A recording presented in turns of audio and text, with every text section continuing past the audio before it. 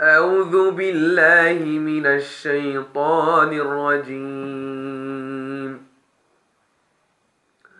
إن في خلق السماوات والأرض واختلاف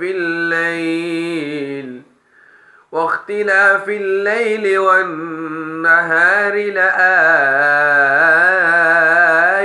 لأولي الألباب